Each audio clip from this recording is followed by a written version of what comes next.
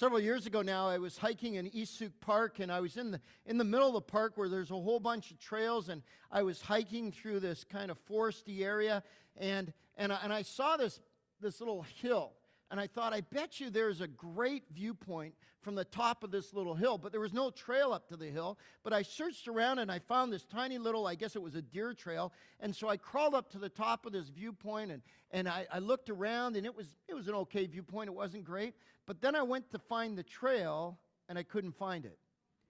And I started to look around thinking it was here somewhere. Where did the trail go? And I don't know if you've ever been lost, but you start to get a little disoriented. And I started to get a little disoriented, and I thought, I know, this must be the trail, because I saw a little trail, but it was actually, as I think back, on the opposite side of where the other trail was. But at the time, I thought, there's a trail. I'll choose that trail. Wasn't the wisest choice I ever made, because that trail took me down into a gully. And I got down in this gully, and I was totally messed up. I didn't know which way to go, whether to go up, down. I had no idea where. And then I thought to myself, well, the gully is running downhill. If I go downhill, I finally got some sense into me. If I go downhill, I'm going to hit water. If I go along water, I'll hit another trail.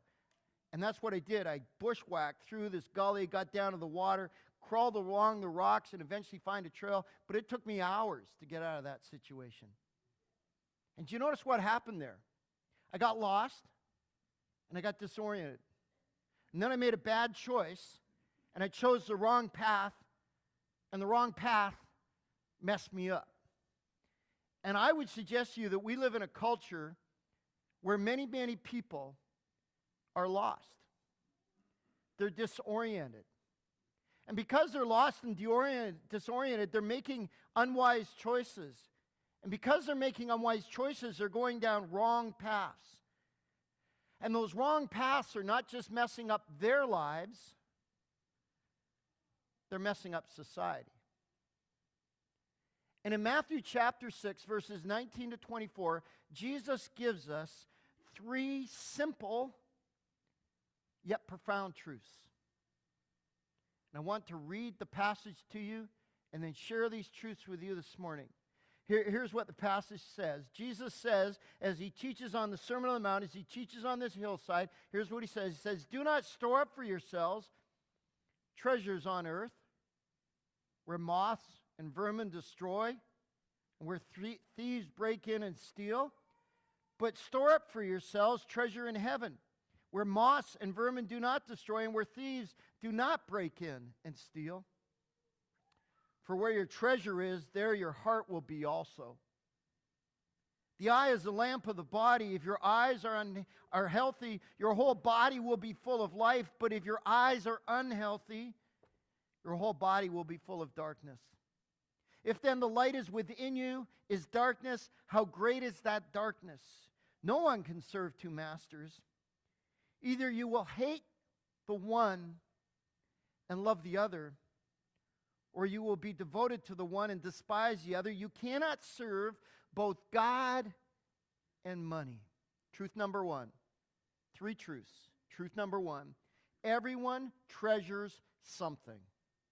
Everyone treasures something.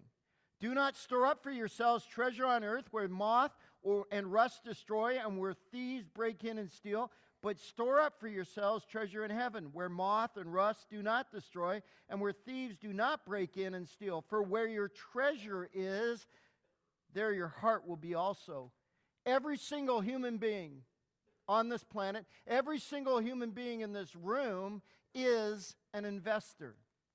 You are an investor. Every human is investing in some kind of treasure. The question is, what kind of treasure are you investing in? What kind of treasure are you investing in? Jesus says to us, do not store up for yourselves treasure on earth, but store up for yourselves treasure in heaven. Notice on earth, in heaven. Most scholars think Jesus was not talking about location here, but rather the kind of investment. On earth means investing of the things of this earth. In heaven means investing in the things of God, the things of heaven. Now, I think you would agree with me that most people today orient themselves towards investing or storing up earthly treasures, the things of this earth. And in our culture, that's usually either money or stuff. And we store up money or stuff because we think that we will find our ultimate happiness in our money and our stuff. Or we think we will find our ultimate security in our money or our stuff. And Jesus says, don't do that. Now, let's be clear. Jesus is not saying that we shouldn't own anything. Nor is he saying we shouldn't save. That's not what Jesus is saying here. What Jesus is saying here is that money and stuff shouldn't be our focus. That we shouldn't selfishly accumulate earthly treasures like money and stuff. That we shouldn't think bigger and better all the time.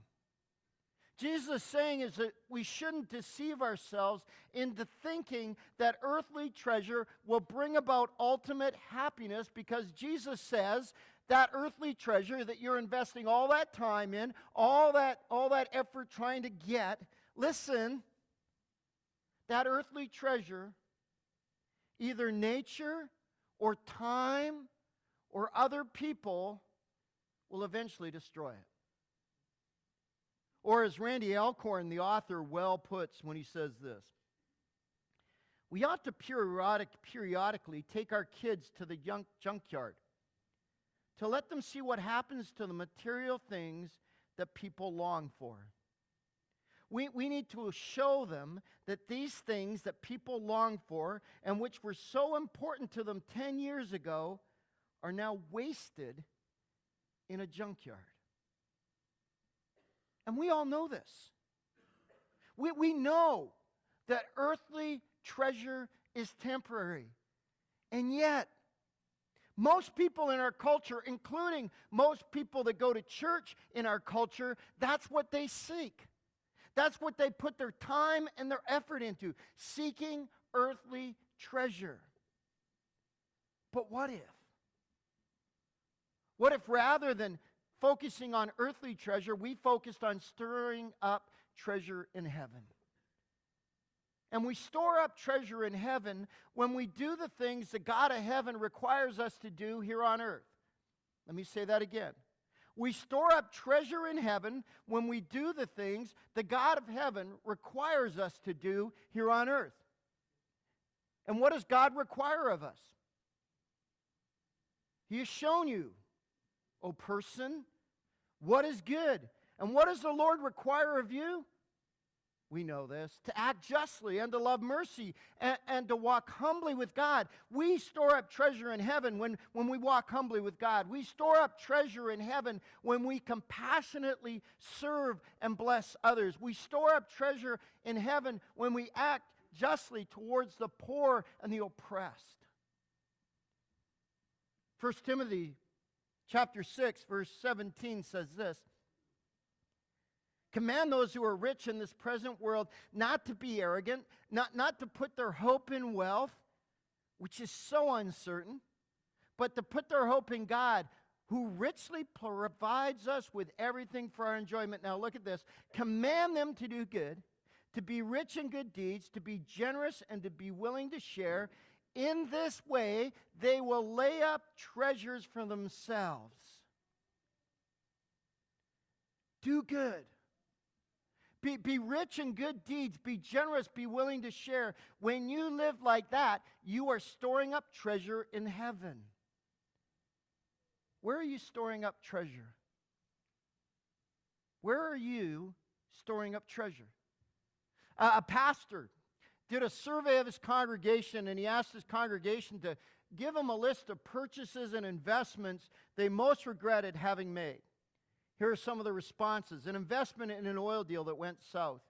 A queen bed rather than a king. There's a story there. Buying the latest electronic devices. Another regret. A mail order bride. Story there too. Buying jewelry, some said. buying vehicles, buying useless junk. He says that he never had one person say they regretted investing money in God's kingdom, in their family, in the poor, or in the church. Listen, as you inch closer to death, and every one of us is inching closer to death, as you inch closer to death, I doubt at the end you will wish that you had more time, spent more time and more energy into accumulating more and more stuff. I do think some of us will regret not having stored up more heavenly treasure. What are you storing up treasure? Where are you, storing up your treasure? Are you storing up earthly treasure? Or are you storing up treasure in heaven? Where are you storing up treasure? These two piggy banks, aren't they cute? They are. They have a slot in the top. And you put money in the top of them. And as you put money in, you're storing it up. Which piggy bank are you storing your treasure up in? The piggy bank of earthly treasure or the piggy bank of heavenly treasure? Where are you storing up your money?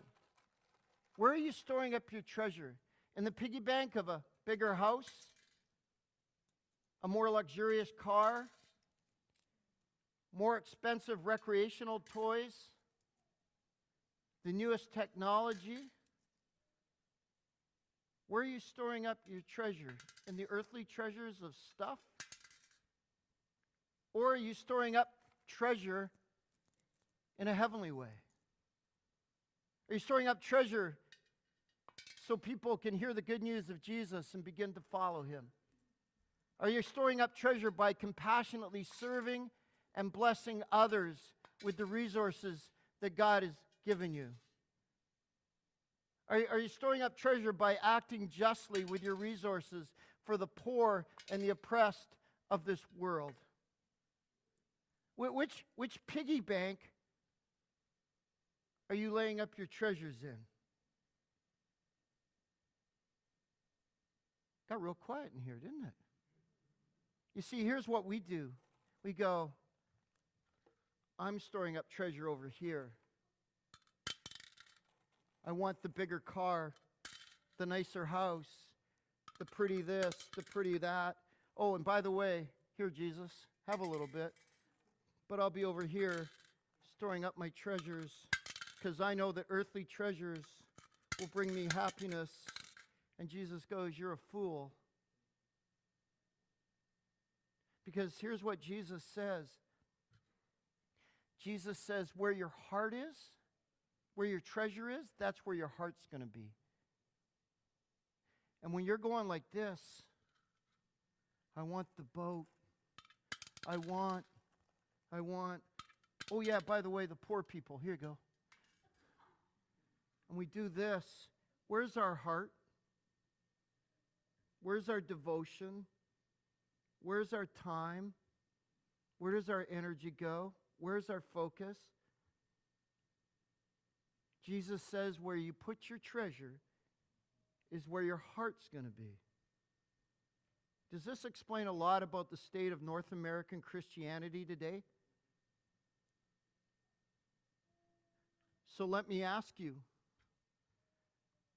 where are you placing your treasure? Where are you placing your treasure? The problem is, here's the problem, folks. We hear the words of Jesus, but we don't take them seriously. We go, Jesus, I know what you mean. I know I'm supposed to be storing up treasure in heaven, and I do that by doing the things you require of me here on earth. But Jesus, really what I want to do is store up the earthly treasure. I hear what you're saying, Jesus, but I'm not taking you seriously. Here's truth number 2. Truth number 2 is this. Everyone has a worldview. Everyone has a worldview. Look at verse 22. The eye is the lamp of the body. If your eyes are good, your whole body will be full of light. But if your eyes are bad, your whole body will be full of darkness. If then the light within you is darkness, how great is that darkness? Jesus is speaking here metaphorically, and he's saying, what you fix your eyes on, what you fix the eyes of your heart on, determines everything else about you. Everyone lives with a deeply held set of presuppositions about life. And that deep set of presuppositions is your worldview, your vision of reality, the frame of reference through which you view your life. And whether consciously or subconsciously, everyone has a worldview, a view of life that gives shape and meaning and direction to your life. Your worldview impacts the whole of your life. It affects how you relate to people. It affects how you work. It affects how you spend your time and money. It affects where you put your treasure. It affects everything. The question is not whether your life is shaped by a worldview. The question is, what worldview is shaping your life? So let me ask you, what worldview is shaping your life? Is it the worldview of self, where you're the center? Is it the worldview of family, where family's the center? Is it the worldview of money, where money's the center? Is it the worldview of stuff, where stuff's the center? Is it the worldview of Jesus, where Jesus is the center? Another way of putting this is, what kingdom are you living out of? Are you living out of the kingdom of me? And I live out of the kingdom of me, and so I look at the world through me-centered glasses. Are you living out of the kingdom of family, where it's all about family, and you look at life through the family lens, or the stuff for the money lens? Or are you living out of the kingdom of Jesus, where he's king, and you look at your life and through the lens of his kingdom? Everyone has a worldview. What worldview are you living by? Truth number one, everyone treasures something. Where are you placing your treasure? Truth number two, everyone has a worldview. What is your worldview? Truth number three, everyone serves some sort of God. Look at verse 24. No one can serve two masters. Either he will hate the one and love the other, or he will be devoted to the one and despise the other. You cannot serve both God and money. Every human has a God, even an atheist. Every human serves some sort of God. Years ago, there was a singer named Bob Dylan, and Bob wrote a song called "You Gotta Serve Somebody." I won't sing. I will spare you. Thank you. Thank you. Don't say I'm not gracious, but I will. But I'll read you a bit because it's good. You may be an ambassador to the England or France. You may like to gamble. You might like to dance. You might be the heavyweight champion of the world. You might be a socialite with a long stream of pearls, but you got to serve somebody. It might be the devil or it might be the Lord, but you got to serve somebody. You might be a rock and roll man prancing on the stage, plenty of drugs at your command and women in the cage. You might be a businessman or some high-degree thief. They may call you doctor, they may call you chief, but you got to serve somebody. Oh, you got to serve somebody. It may be the devil or it might be the Lord, but you got to serve somebody. And Bob was right. You got to serve somebody. And so let me ask you this morning, look back to this last week. Who were you serving this last week? The God of self? The God of money? The God of stuff? Or the Lord God? The word money in verse 24 there was traditionally translated the word mammon. And mammon is that in which we put our trust. In other words, mammon is anyone or anything other than God in which we place our trust, in which we find our ultimate security. Now, here's the kicker. Most mammon is good. We wouldn't give our hearts to them if they weren't. Things like career, money, stuff, relationships can all become mammon, can all become things that become more important than God in our life. And notice Jesus states a very simple factor. He says, you cannot serve both God and mammon. Cannot. Jesus is speaking in absolute terms here. He's saying it's impossible to serve both God and mammon. It's either or, it's not both and. Your heart has room for one God. Your heart has room for one God. So who or what has your heart? Who or what has your allegiance? Who or what do you serve? Who or what is your one God? And you may say, I don't know. How do I figure that out? Well, I'm glad you're here this morning because I'm going to give you some questions that will help you figure out who you're serving, who your God is. Here are the questions. Number one, what gives me ultimate hope? Ask yourself, what gives me ultimate hope? An answer other than Jesus is a potential mammon. Here's another one. What is my greatest joy? What is my greatest joy? Any answer other than Jesus is a potential mammon. Here's a weird one, but I'll unpack it for you. Ask yourself, who do I fear or what do I fear? Fear is a good indicator of what God you're serving because we appease what we fear. If you go to the source of your fear, it'll help you see what's really important to you. For instance, if you fear rejection by others, and that causes you to downplay your allegiance to Jesus, then your mammon is the approval of others. So who or what do you fear? Here's one. Where do I resist God's word? Where do I resist God's word? What areas of the Bible do you avoid or skim over? One of the reasons you may avoid those sections is because they could be threatening your mammon. We in North America often avoid verses about caring for the poor and justice because if we took those verses to heart, they would lead us to sacrifice for the sake of others, and that would threaten our mammon of stuff. Could you imagine if we had to sell something that we treasured to bless someone else? I'm not doing that. I'm not doing that. So I'll avoid what Jesus says. We avoid verses on giving generously to the church because they threaten our mammon of money. And so we push back. Well, Jesus doesn't really. And we push back. Here's another one. What am I willing to sacrifice?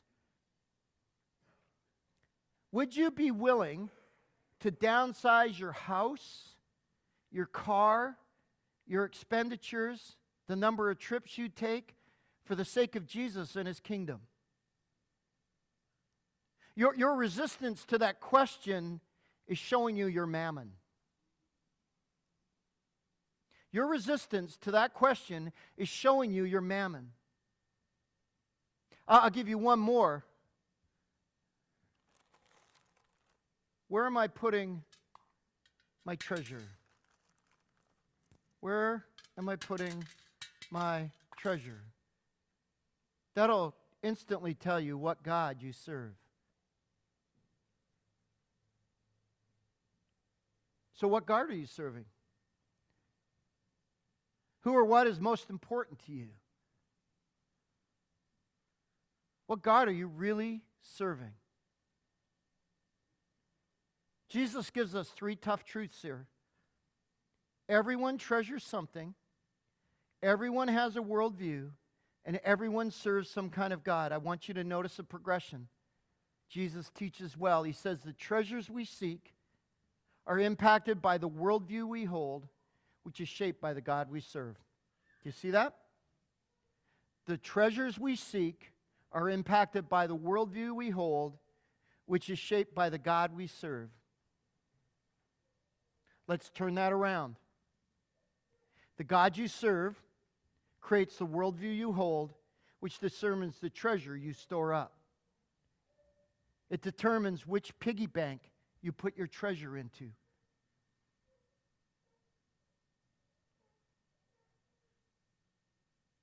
Do you see why many people who go to church who say Jesus is Lord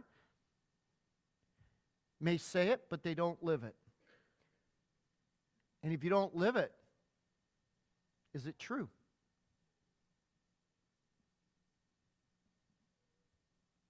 Jesus says, where your treasure is, that's where your heart is.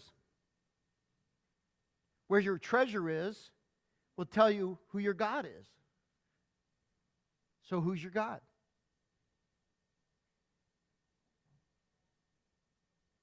The God you serve determines the worldview you hold, which will determine the treasure that you seek.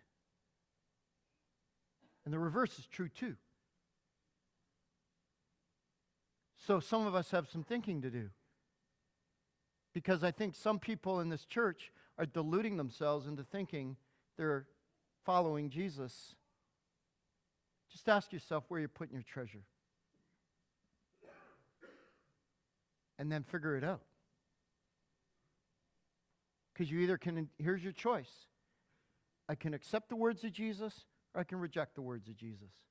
If I accept the words of Jesus, and I'm seeking earthly treasure more than I'm seeking heavenly treasure, I've got a problem. Or you can reject the words of Jesus. But you have to make a choice. I'll leave you to figure it out.